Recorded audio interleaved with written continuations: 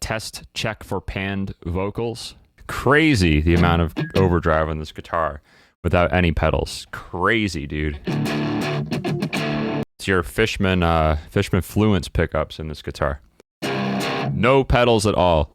We're running into the amp, but the amp barely has any drive dialed in. Like if you plugged a Strat into the amp right now, it'd be clean as hell, dog. So that's for the overdrive. That's the fuzz.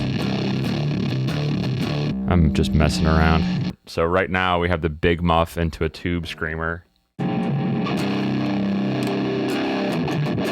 Dude, that's just the tube screamer. That's so crazy. So I think I should do one with just overdrive and then one with the fuzz.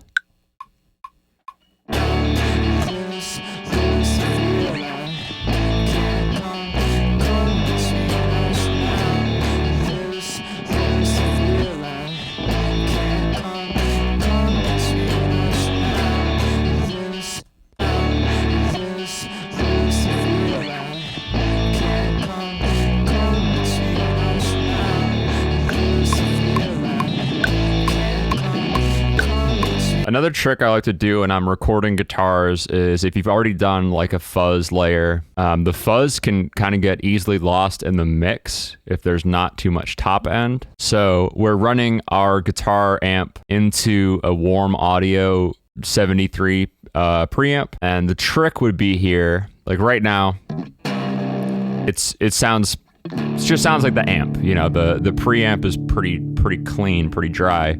We're at 30 decibels of gain on the preamp. Lower.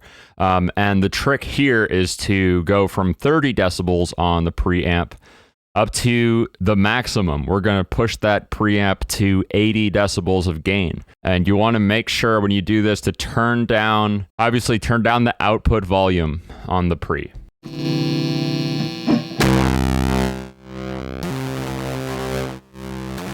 See how crunchy that is? All that top end saturation.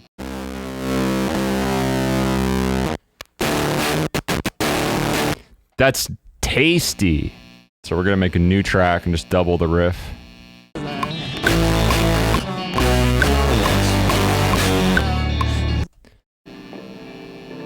So with the bass and the fuzz guitar and now the preamp distortion guitar, you have this really, really nice thick sound that you can layer.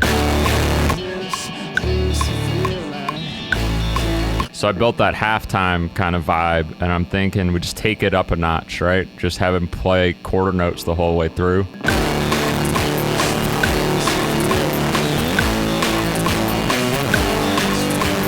And then we're just gonna double it to the same parts.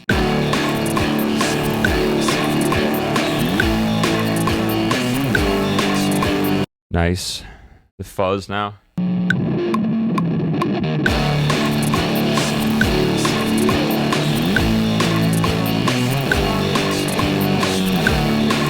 Yeah, that was cool, I think so. And then you do bass. I'm a big fan of like kind of going outside of the box with guitar tricks. Like for example, on this guitar, I have a set of 7 gauge strings on here. So if you tune the 7 gauge set to E standard, they're really floppy, and I'm not a fan of that. So I've tuned it. It's a G sharp that's 2 whole steps up from E. And you might be thinking, why don't you just put a capo on the 4th fret of your regular guitar? Because I don't care. This is cool. It's a cool, like...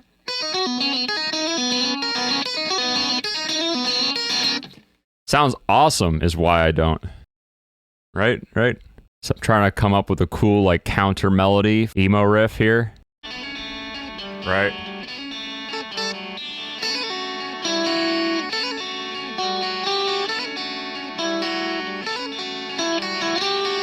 Yeah, I'm still deciding on what it should be, but I think this part sounds really cool.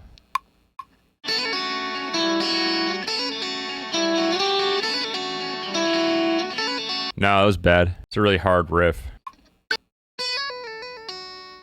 Dude, this riff is harder than guessing GeoGuessr. This is a hard riff.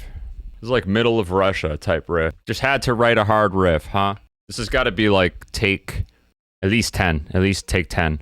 That feeling when you got a good take, but you weren't recording on the proper input, so you have to do it again.